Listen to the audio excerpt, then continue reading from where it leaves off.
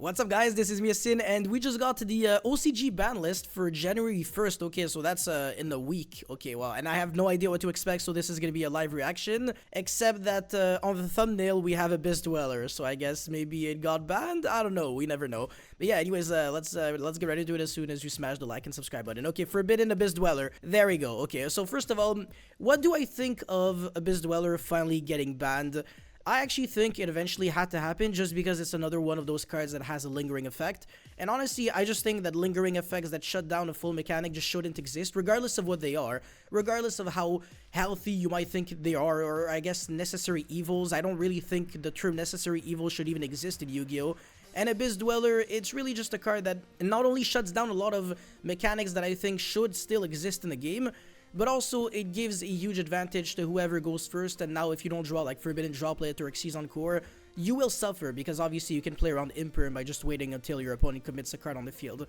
So yeah, Abyss Dweller is an extremely frustrating card to have to deal with, and the fact that it's finally forbidden is a step into the right direction, but also this means that Mermail is a nasty deck. My god, if you don't draw Droll or Shifter now, you are getting demolished. Okay, so Passadra the Rumbling Atlantean is now extremely good into Raziel. Anyways, we're not done yet, of course. We have the limited section, so Artifact Scythe. I don't understand why it said 1, because people were only playing 1. If it was Sanctum, then maybe, but whatever. Ext Raziel. I think this matters a lot. So first of all, it is probably your best friend for the follow-up game, because it sends Twins of the Eclipse, so even if the Ext Raziel gets stopped, you're still pitching the Twins of the Eclipse, which revives back the Duo Drive, and gives it a material, and then Duo Drive gets itself another material, so that you can use the effect, which is really good.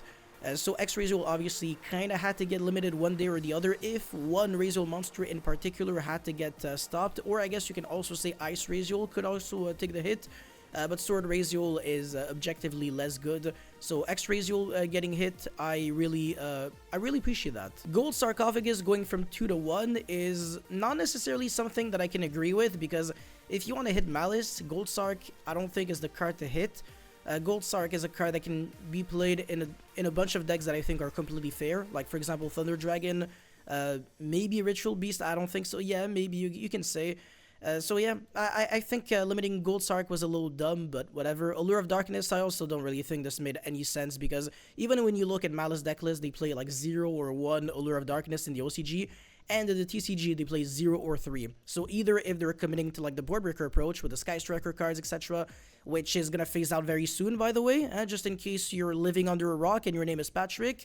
I keep mentioning this every single time, and when I go on Facebook and I check posts of people, they clearly don't understand what Yu-Gi-Oh! Is gonna be turning into in like the next month, but yes, Allure of Darkness is not a card that I really believe in, so the fact that it's limited makes, like I said, 0 sense. Goes in Match going from 2 to 1 or 3 to 1, and then Cyberjar is going from 0 to 1 in the OCG. Okay, semi-limited, we have 7 Tachyon, which is also very stupid because you can play the card as a 6 of, so now instead of playing 6-7 Tachyon, you only play 5. Really stupid. Again, I don't understand why you would semi-limit a card that you can play in literally more than 3 copies of. It just doesn't make sense to me. You might as well semi-limit a monster at this point, like Ice Raziel. I think that's already much better.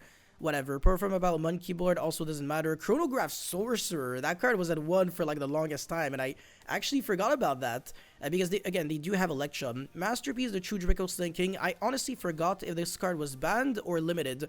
Let me double check. Masterpiece, the True Draco Slinking, that card was at 1, okay, so they basically just gained 1 copy of this card, and then Morphing Jar, okay, nobody cares. Snatch Steal, again, nobody cares. Snatch Steal, it's just another one of those cards that could go back to 3. Nobody would even consider playing it. Same thing with Change of Heart.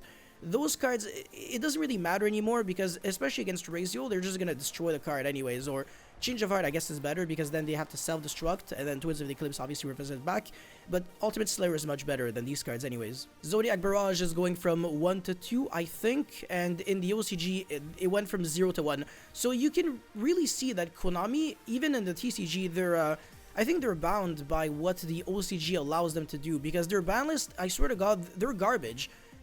I think Konami almost puts in like the effort to provide like the shittiest ban list available in the TCG. Like the last one was absolute trash.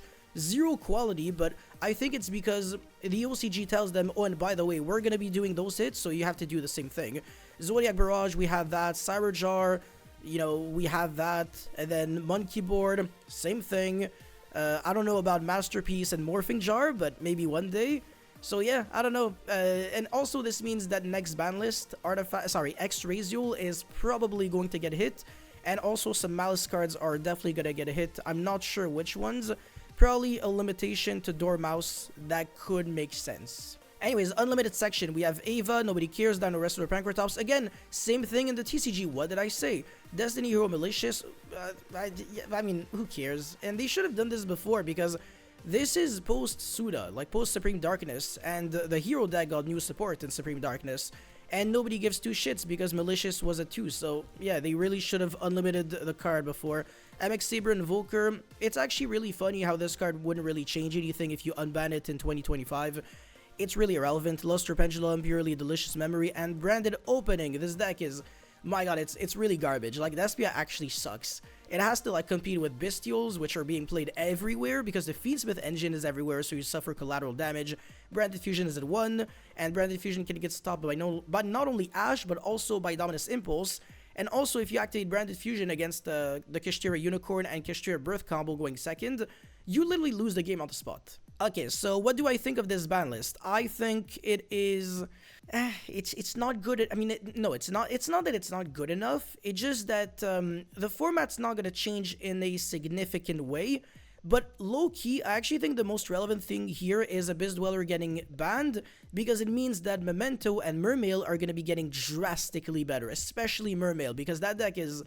It's strong going second, but it just gets annihilated by Abyss Dweller. It's really unfortunate, but it's not like the kind of deck that can play 65 non-engine in the deck, because then you start breaking. Like, your deck is mostly 2-card combos, right? Even though there's a lot of combination that gets you there, you still have to build your deck in a certain way where things usually work in your favor, and Abyss Dweller is gonna completely cripple your plans completely. So it's really nice to see Abyss Dweller finally getting banned. Like I said, that's a really good one. X-Razul is a great limitation. Artifact Scythe is idiotic as shit, because you can search it, you can Sanctum into it anyways, so it doesn't really matter that it's a 1.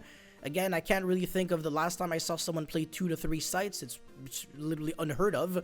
And then, yeah, these 2 hits for Malice, I think, are just the wrong hits. Yeah, you either, like, don't hit the deck, even though I actually think the deck should have been hit anyways, like, directly, not, like, indirect support cards that aren't even that relevant anyways. And then, yeah, everything else is just completely irrelevant. I seriously couldn't care less. So it's a very small ban list, but again, Abyss Dweller probably means that Mermail and Memento are going to be doing better in the future.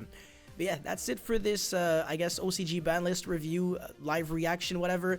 You guys let me know how you feel about it in the comment section below, and I would like to engage with you guys in the comments and kind of like exchange my opinion and see what you guys think of, you know, the ban list, so that we can also see what this will mean in the TCG moving forward. So all this is just to say, friendly reminder, of course, to drop a comment in the comment section. Thank you guys so much for watching, and don't forget to like and subscribe, and I'll see you guys very soon. Peace.